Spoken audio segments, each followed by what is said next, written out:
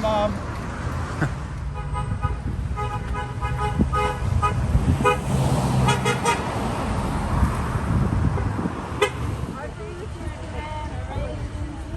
Climate change, not corporate greed. Climate change, not corporate greed.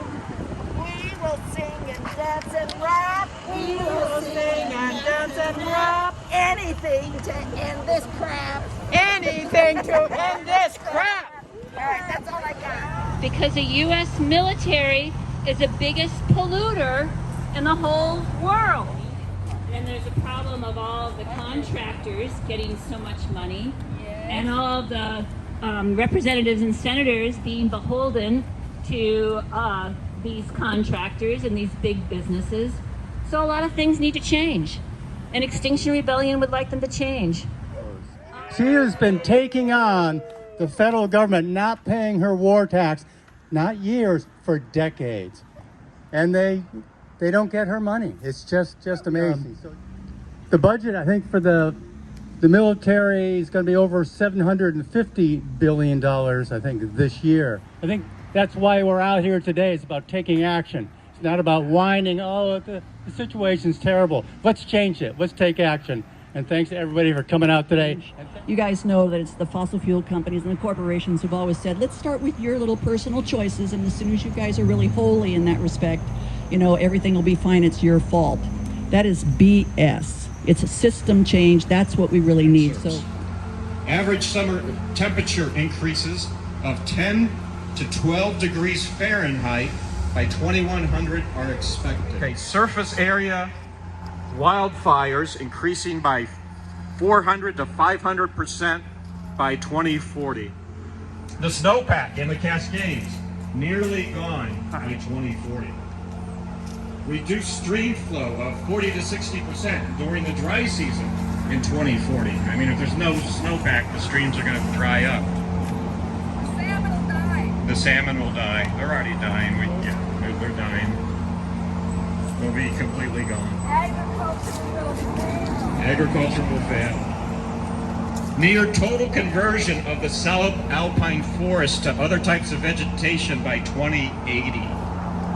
Okay, that means everything with the highest forests and maybe some of the coastal forests are gone. I mean, can you imagine? For the City Council, Eugene City Council, please, no more fossil fuel infrastructure. That's the very least you can do, the very least. And time to mandate that all new buildings are built with 100% clean electricity. The U of O is planning 100,000 square foot practice field that they're gonna build indoors. We can't have business as usual. That is a terrific waste of resources and CO2 for all that concrete. Then they're gonna build a 40,000 foot connector. And now we hear that the city of Eugene, the steam plant is gonna be a boutique hotel. And they want more public support for the boutique luxury hotel. So again, no more business as usual. For Lane County, please complete phase 2 and 3 of the Climate Action Plan. That includes immediate reductions on greenhouse gas emissions. we'd like a ban on new gas infrastructure. So what we want to see is some action. We've been talking for 10, 11 years now since the first Climate Energy Action Plan was developed. It's time to get going. We want to see some action. Don't let them drag their feet. They'll just delay and deny forever. Email the director or call the YMCA and say, do not put gas. You can electrify everything. Ending business as usual. Again, time to scream. Use your brain, your strongest tool. Use your brain, your strongest tool. No one needs a fossil fool. No one needs a fossil fool. Money speaks, what does yours say? Money speaks, what does yours say? Time to send big oil away. Time to send big oil away. NPR is going to get us all killed. 1967, the National Public Broadcasting Act. They brought educational programming and somewhat independent news and political analysis to millions of Americans. Reaganomics happened in the 80s, and federal funding to the Corporation for Public Broadcasting has been slashed.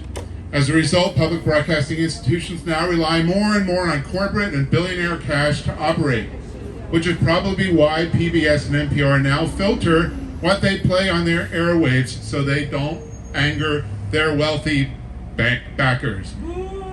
NPR is news for CEOs. We need news from a global perspective. We need news from the point of view of a child in Yemen today. We need news from the indigenous activists and the struggles for their lives in the Amazon and in Minnesota and Oregon, not stock investors sipping coffee in a high rise. NPR is going to get us all killed. We're at 413.88 parts per million. We're steaming towards the end of organized society as we have known it. And we can count on NPR to reassure good liberals that yes, climate change is bad, but let's not get too upset. Let's not question the economic system that is driving this, for that is the very system that funds NPR. NPR's job is to tell us what we need to know, not what we want to know, not what some CEOs want us to know or believe. It's no accident that corporate-backed NPR keeps referring to Senator Kristen Sinema as moderate. And the role of the corporate press isn't merely to train the population as to what to think, it is there to train them regarding what not to think about. And I think that's what NPR is an example of. When you donate $23 million to public television, you get more than a tote bag and a coffee mug. You get to dictate on-air programming, as it's been said. NPR is going to get us all killed. If you pick up the NPR annual report and flip through the listing of corporate criminals and other major recidivist law violators on the corporate sponsor page on NPR's page, you find ExxonMobil, lumber liquidators, Panasonic, Tyson Foods. Those are just some of the major corporations that our friends here at our nice people at KLCC and NPR have received the donations from. There are many, many more corporations on the NPR sponsors list that have settled serious criminal charges with watered down or deferred or non-prosecution agreements. Suffice it to say that the corporate criminal element have infused NPR with millions of dollars. Shame, shame, shame on NPR. NPR is going to get us all killed. If corporate media were to cover progressive politicians fairly or climate-destroying corporate donors fairly, they would be undermining their own funding. NPR is going to get us all killed. And now my Republican family even listens to it. So things have really changed. Money speaks, what does yours say? Money speaks, what does yours say? Speak to send big oil away. Speak to send big oil away. Future generations need Future generations need a healthy earth instead of corporate greed. We will sing and dance and rap. We will sing and dance and rap. Anything to end this crap.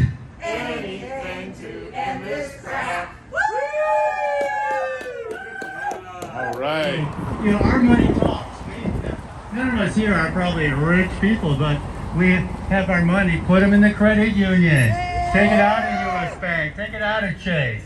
That's what we got to do because our money does talk. And we got to talk louder, we got to talk more often. We got to change this system. And one of them is changing how the banks finance our culture.